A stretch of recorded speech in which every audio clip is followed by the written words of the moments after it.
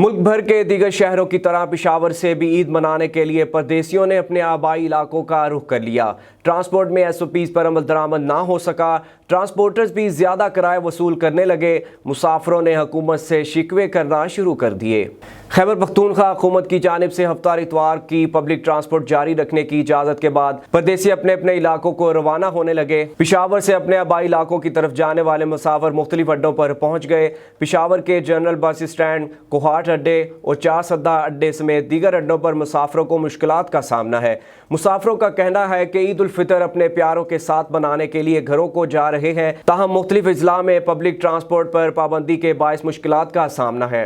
Transporters के मुताबिक जहां सवारियां कम हैं तो वहीं हुकूमत की जानिब से इजाज़त के बावजूद सूबे के मुख्तलिफ अजला में गाड़ियों को रोकने समेत वापस किया जा रहा है, जिससे मुश्किलात हैं। पेशावर के मुख्तलिफ बस अड्डों में मुसाफरों से ज़्यादा किराया वसूल करने की शिकायत भी सामने आ रही है।